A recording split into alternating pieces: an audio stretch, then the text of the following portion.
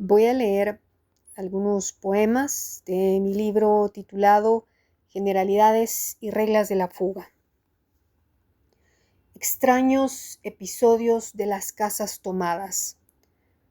Nadie quizá lo creería, pero la más triste en esta casa es la cocina. Hay casas en donde la tristeza se escurre desde las camas, se pega a los vidrios de las ventanas que nunca se abren, se confunde con la humedad que empaña los espejos de las duchas y enmohece los azulejos y las bañeras.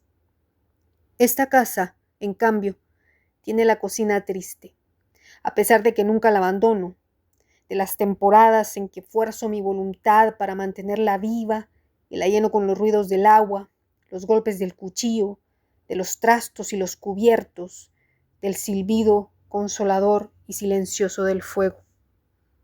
Aún así, sucede que algunas mañanas, cuando me acerco en silencio en busca de un vaso con agua, escucho cómo se lamenta.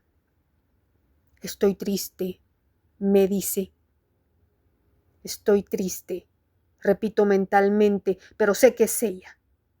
Entonces la vuelvo a dejar sola, como si lo que hubiera escuchado fuera el rumor de la queja de un lugar vecino, como si no hubiera sido ella, como si no lo supiera. Y una vez de regreso, le pongo un poco de música o me pongo a tararear mientras me preparo el desayuno. Es mi manera de cambiarle el tema. Y quizá ella en el fondo lo agradezca. Sepa que lo hago nada más por nuestro bien.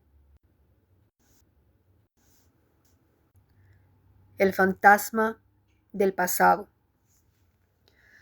Una de todas las mujeres que he sido me esperaba en casa hace algunas noches, como un pariente lejano e indeseable, que parecía reconocer cierto derecho sobre los espacios que ha habitado. Con una familiaridad amenazante se acomodó en silencio frente a mí y después de observarlo todo, empezó a desempacar con las manos sucias los miedos, las dudas, el caos, todo eso que habíamos dejado enterrado la última noche que la vi. No quise preguntarle cómo estaba. La conozco demasiado bien. Permanecí en silencio, viéndola con angustia, esperando que dijera que la traía de regreso. ¿Dónde estuvo? ¿Qué sucedió con lo que habíamos comprendido? ¿Cuándo pensaba marcharse?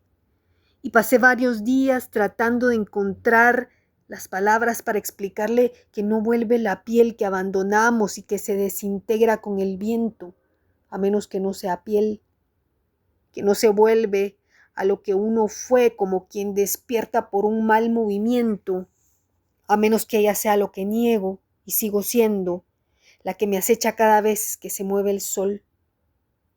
Entonces, una noche, al volver a la casa revuelta por su presencia, la obligué a levantarse.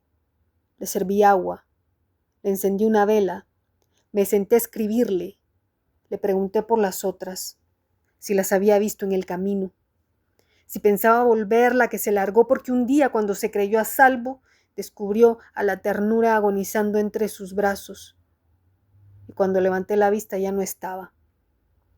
Solo bailaba una columna de humo, trazando momentáneamente un camino que se iba perdiendo de vuelta en la nada. De los cantos apócrifos en contra del deseo de volver a Ítaca. Y si la voluntad de Poseidón hubiera sido cercar a Odiseo en las costas de Ítaca, en donde hipotéticamente hubiera desembarcado estrictamente de paso para unirse pronto a los héroes con rumbo a una nueva misión tras los 10 años que peleó en Troya, y sin que hubiera pasado por su cabeza la idea de quemar alguna vez las naves, hubiera sido el mar el que las hubiera deshecho con la fuerza de sus fauces feroces de monstruo de las profundidades. Seguramente en medio de todo Odiseo habría rendido tributo a los dioses por la extraña fortuna que le hubiera permitido descansar un poco de la inestabilidad del agua, del ardor interno con el que lo quemaban las batallas y balancear así su larguísima ausencia respirar un poco de paz. Con el paso de los días habría empezado a reparar en el tedio con el que el buen Argos empezaba a ignorar su constante presencia, o en el encierro cada vez más prolongado de Penélope, tejiendo en su cuarto, destejiendo quizá, obediente a la exigencia de su costumbre.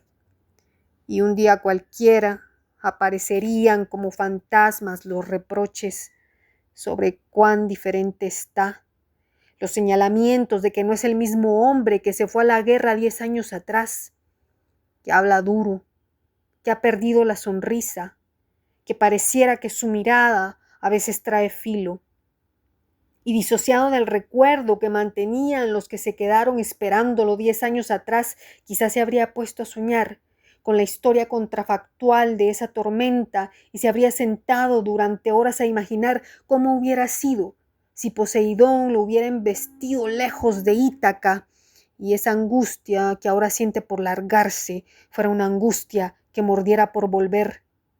Si acaso hubiera valido más ser el fantasma bueno que habitaba en la nostalgia de los que se quedaron y no enfrentarse al cruel extrañamiento que le grita en la cara la bestia irreconocible que las batallas hicieron de él, un extraño con otro idioma y otras costumbres, intolerables, irreconocibles, y entendería, quizá, que la belleza de Ítaca está en la distancia, en la triste imposibilidad de volver, porque el día que uno se va de una ciudad, uno la pierde, y la ciudad lo pierde a uno para siempre.